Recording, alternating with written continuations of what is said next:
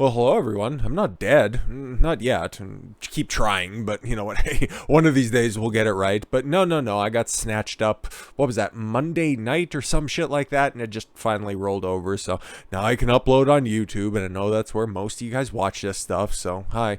In case anything like that happens again, I got like a whole bunch of other like really cool stuff going on as well. So, back on like the main channel there. Okay, during the fucking strike, during the week off, after just saying, hey, I think there's something funny going on with this documentary, especially the rating system over there on IMDb, when you have 9,000 fucking one-star rankings, and then all of a sudden on just the uninspected rating, you got a 5 point something. It's like, yeah, something's fucked up, but anyways, yeah, right in the midst of this, I think it was like Thursday or Friday, they unlocked the community tab for me, which is just gloriously fucked. And it's like, I don't know. Okay, maybe once in a while you guys might see, I don't know, maybe I'll post a picture or something, or one of those gimmicky polls that you see those fucking creeps they always like to throw out on the clickbait channels. And it's like, well, one of the topics you'd like to see have a top 10? And it's like, I don't anticipate using it that much, and don't be looking out for it on a consistent basis, but every once in a while, because I don't really use any of the other like traditional social media platforms, I might post something there if it's of interest or use. But who knows, with the frequency that this channel goes out, I wouldn't put too much reliance into that. But if in the case of that happening, I also got the second channel. I know I don't like to plug my stuff in this already, just feels weird. I'd rather just get onto the content, but in case that there's another outage, and normally the strikes tend to roll in too, so we'll just get it in this one because it's very uncontroversial, at least when it comes to the shit that you get struck for. But I got the second channel. It's a much more relaxed atmosphere. It's a much more relaxed hang over there. I just talk about things that I find like super interesting that not very many other people do when it comes to like health and fitness and wellness and mindset and exercise as well. What my background is on this type of stuff. Like you guys probably know, I have an exercise physiology degree. I'm a certified personal trainer, all that kind of fun stuff. Went to college for that stuff. And outside of like the regular news coverage and all that other shit, I don't swear on this channel. It's just kind of super relaxed, and they're about 10 to 20 minute long videos of the several different topics, just breaking down vitamins, minerals, food sources, the importance of a good sleeping habit, the importance of routine, just a bunch of stuff that I use in order to be successful in life. So if you like that kind of stuff, by all means. But hey, if you're just here for the news coverage, if you're just here for the sports stuff, if you just want a tall motherfucker ranting and raving about a bunch of crazy shit, hop on over to Rumble, okay? This is the place where I've had sustained growth, consistent growth the entire time. I like them. They haven't fucked with me one bit. I have my most viewed video on this platform here. It's like 8,200 views or something. I know it's not that big in the grand scheme of things, but for me, that's pretty fucking huge. And I like it. There's good conversation that's had in the comment section. Okay, the way that Rumble works is you can watch any of the videos. Okay, they aren't going to gatekeep you out of that, but if you want to interact in the comment section, you have to set up an account and you got to verify it. But if you don't want to go through any of that stuff, and if you see that there's an outage, and if you just like to use YouTube, I totally get it. It is the best platform, but just hop over to Rumble, give it a try. Or at the same time, I'm always going to be on Odyssey as well, especially when the YouTube channel is up. It automatically mirrors over here. Oh, see, look at, there's that video I got fucking clipped for. But yeah, 23 minutes long, and I couldn't find anything controversial in it. But hey, you know what? I don't work for YouTube, and I think I know of at least 3 other people who have gotten clipped in the meantime. So I'm just glad that I got clipped when I did, because otherwise I would have, because we also ran a story, and it's right here on Rumble. I uploaded it to Odyssey and I can't fucking find it, but the whole thing with Joe Rogan, I'm sure you guys are probably very familiar with it by this point in time. Sanjay Gupta, the top doc for CNN, he was on with Rogan, and they were discussing how CNN is just a cesspool of fucking liars, dude. And Gupta was like, yeah, no, we kind of do that. And then he hopped on Don Lemon's show, his show a day later or something like that, and then he walked everything back because he needed to save face. So what's the likelihood of him ever going back on an honest platform? This is Gupta, by the way. Probably next to zero. I just hope Rogan ends up suing the entire network because, hey, he extended an offer of good faith. At least somebody took it. I'm not going to give him any credit for the way that he acted in the aftermath of that, but fuck him. I have my differences with Rogan's opinions, but who am I to judge the most popular fucking show on the entire internet? And yeah, a whole bunch of other stuff as well. Stuff where maybe I'm a little bit more controversial, especially when it comes to YouTube's terms of service. So if you want to check out what I did over the past week or so, a whole bunch of different stuff. Again, every single day, 3 fucking videos because I'm too stupid to fucking stop. Anyways, so now we got to talk about the shipping crisis, okay? Now we're going to get to the fucking meat of this stuff, okay? So enough shelling. It's been too fucking long anyways, so...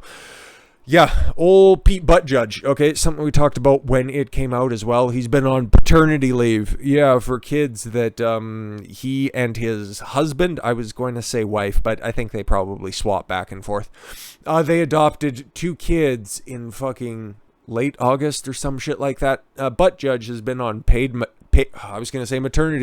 paternity leave since the middle of August, and just in case you didn't know, there's a big fucking backlog of ships right now off the port of Los Angeles. Doesn't seem to be slowing down anytime soon. In fact, Pete Buttigieg, instead of going up and having a proper press conference, because he is the Secretary of Transportation, by the way, he's the guy who should be in charge of this shit, making sure that the supply chain is properly adhered to and that it's properly maintained. Nah, he doesn't give a fuck. He's got to go pretend to be, what would you call it? Dadther to his 2 kids who are definitely not going to get fucked up. But it finally came out. Everybody kind of just figured this was fucking obvious anyways. White House admits no point person during Buttigieg paternity leave and the cargo crisis. No fucking shit.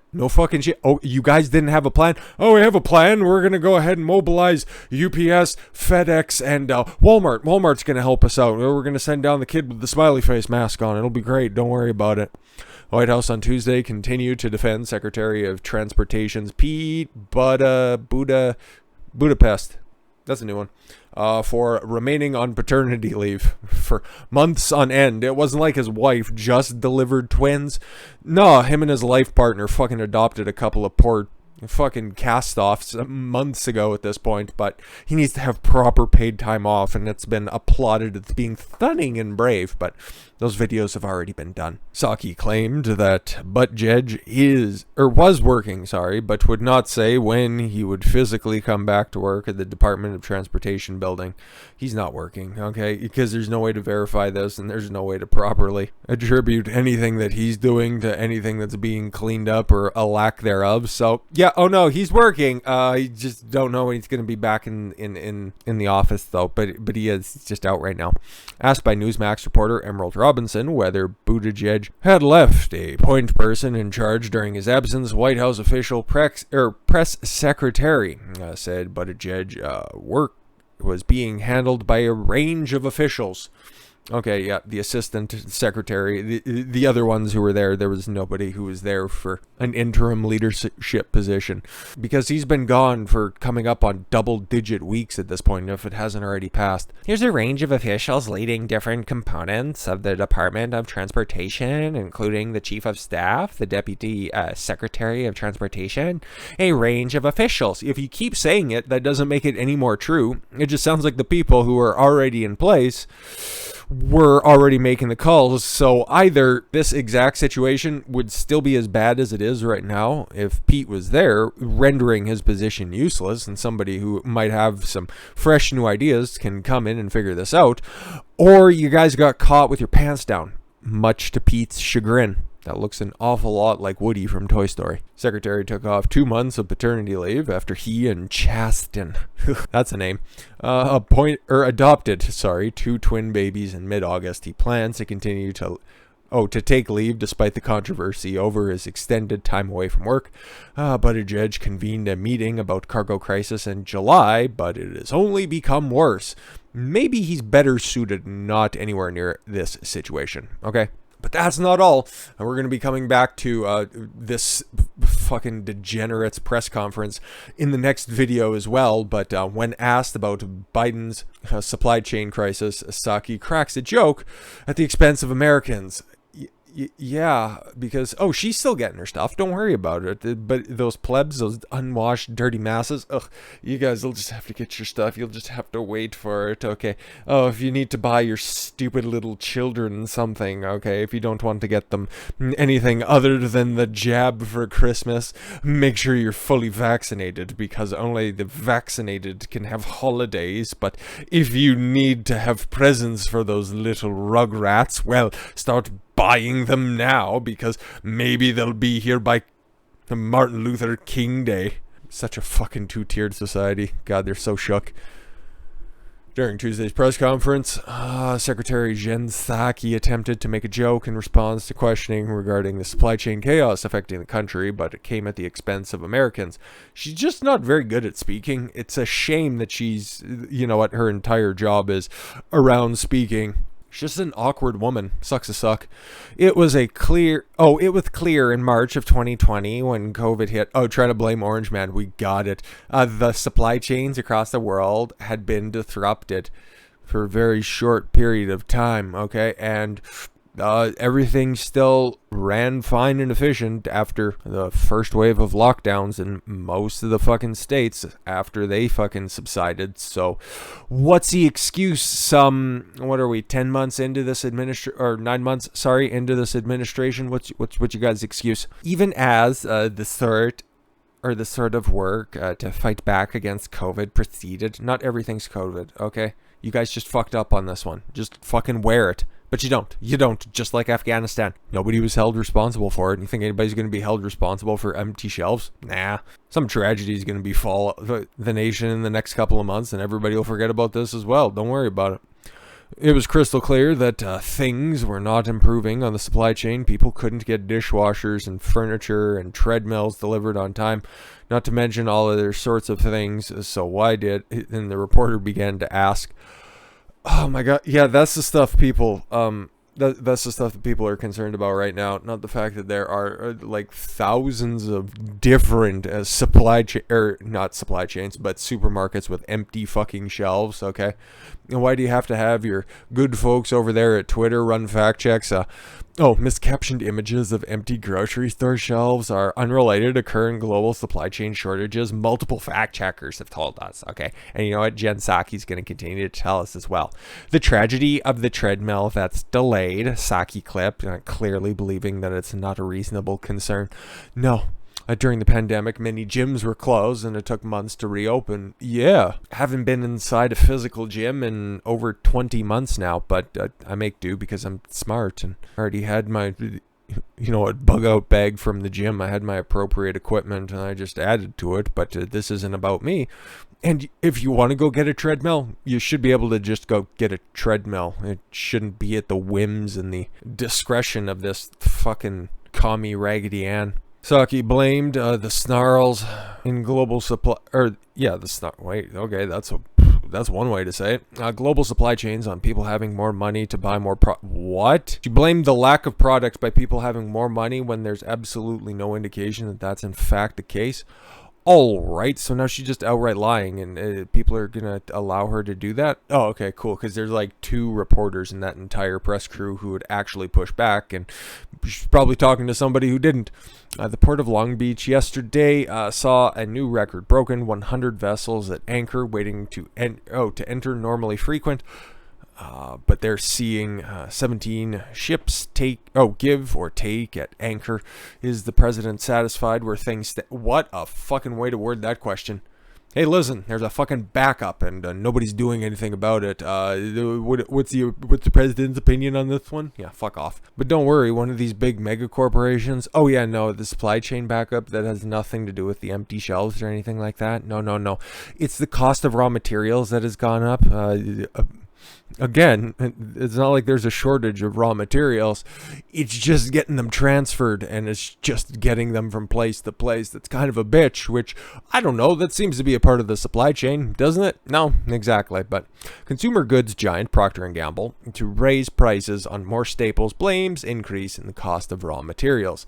P&G will raise its price on a number of household staple goods as the cost of raw materials and freight has increased faster than it had anticipated.